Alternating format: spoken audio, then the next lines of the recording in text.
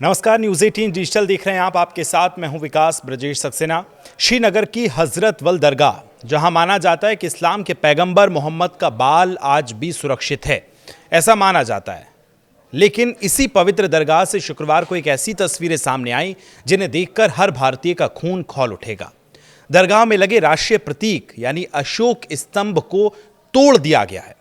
और अब सवाल यह कि आखिर राष्ट्रीय प्रतीक से इतनी नफरत क्यों है और किसे है? क्या सिर्फ धार्मिक भावना का मामला है ये, या फिर इसके पीछे देश विरोधी मंसूबे भी छुपे हैं? आपको पूरी घटना बताते हैं। दरअसल हजरत दरगाह में हाल ही में रेनोवेशन का काम पूरा हुआ है, जहां नवनिर्मित शिलापट्ट, जिसको हम जब इनॉग्रेशन करते हैं तो शिलापट्ट जो लगाते हैं, जिस पर नाम लिखते हैं, उस पर राष्ट्रीय प्रतीक अशोक स्तंभ उकेरा गया था। सबसे पहले उसी से शुरुआत की गई थी, लेकिन शुक्रवार की नमाज के बाद कुछ लोगों ने इसे तोड़ दिया।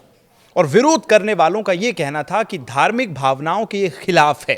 अब आप समझिए, देश का अशोक स्तंभ किसी की धार्मिक भावनाओं के खिलाफ हो सकता है? दरगाह के रेनोवेशन का उद्घाटन जम्मू कश्मीर वक्फ बोर्ड की चेयरपर्सन दरख्शा अंद्रावानी ने किया था और इस घटना पर उन्होंने कड़ा बयान भी दिया है। उन्होंने कहा कि जो लोग राष्ट्रीय प्रतीक का विरोध कर रहे हैं वे दरअसल आतंकियों और उपद्रवियों की भाषा बोल रहे हैं।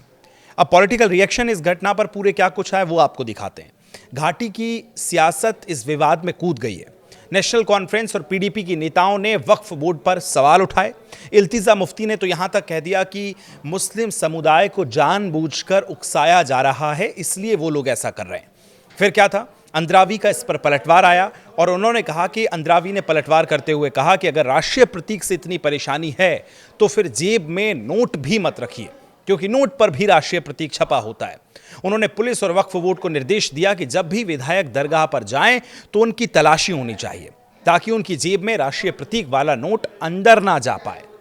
अब इस दरगाह का इतिहास क्या है, अहमियत क्या है, वो हम आपको बताते हैं।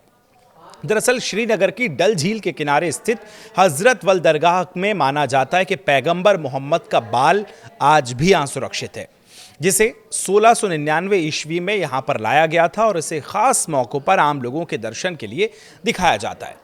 ये जगह मुगलों के दौर से ही बेहद खास मानी जाती है।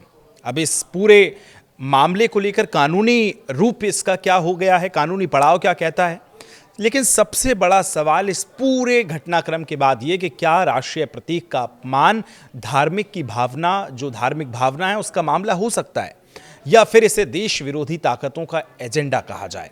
भारतीय कानून साफ कहता है कि राष्ट्रीय प्रतीक का अपमान करने पर 3 साल तक की सजा, की कैद या जुर्माना भी हो सकता है।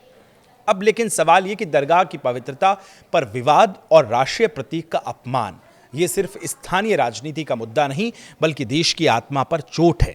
अब देखने वाली बात यह होगी कि क्या इस पूरे मसले पर सरकार क्या सख्त कदम उठाती है या फिर इसे महज विवाद कहकर छोड़ दिया जाएगा। इस पूरे मसले पर आप क्या सोचते हैं, कमेंट में जरूर बताएं। धन्यवाद।